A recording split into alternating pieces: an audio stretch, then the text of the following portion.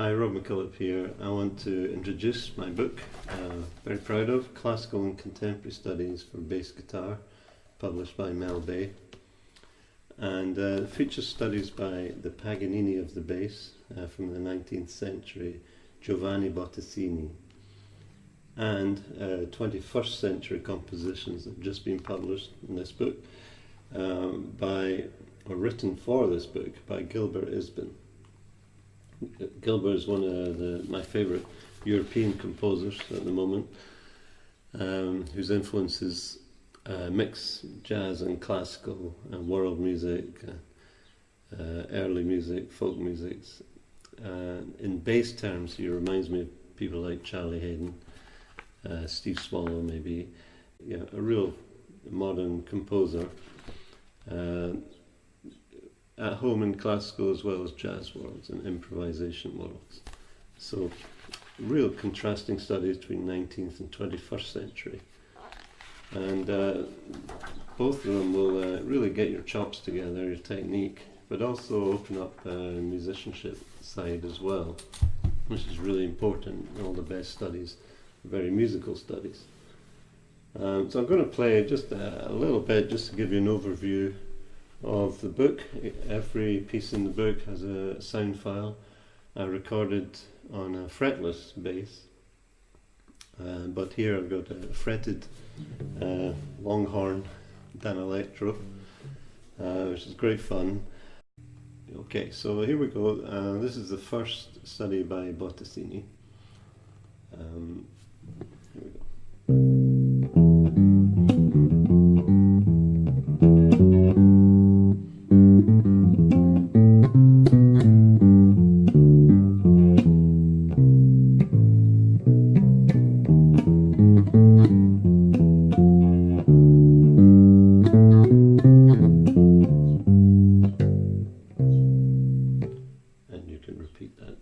So they're very melodic studies. Remember, these are from around about 1869. Here's another one, number 4.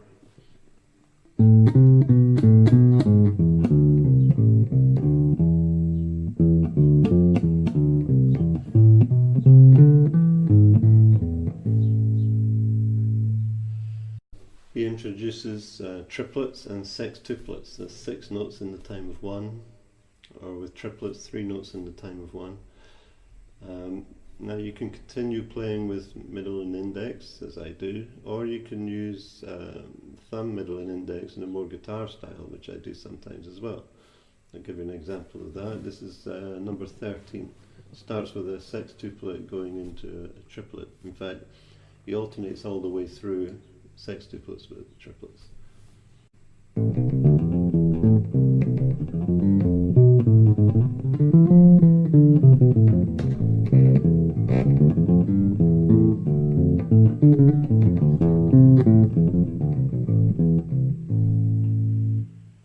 Okay, it goes on and on, it gets more and more complicated, and the exercise 21, the final one, is called Resume, which I subtitle, in other words, Bringing It All Together, where he takes all the different timing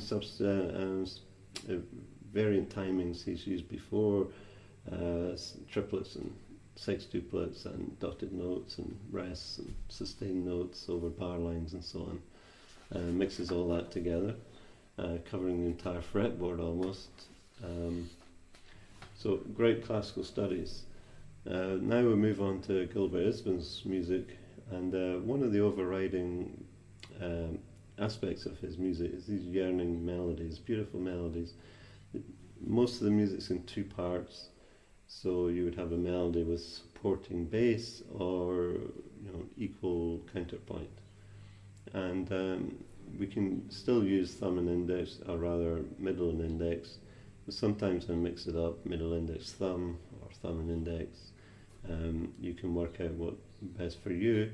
You want the lines to sustain, so that rest stroke sometimes would stop a note on a lower string from sustaining. So you have to have a more guitar-like technique where you're not doing rest strokes. So you can mix that up, see how it goes. This one is, I'll just play bits of these. This one's called Yift, which is an Old English word meaning gift.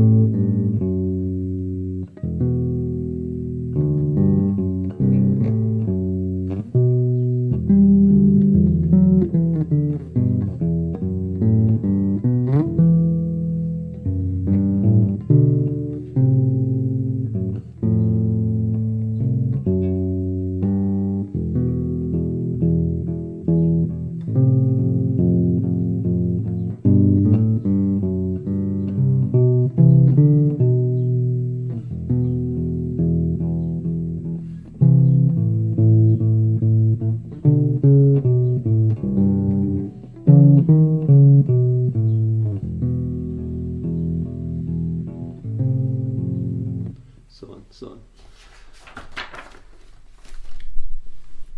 There's another one of the beautiful melodies called It's Lovely to Hear Your Voice.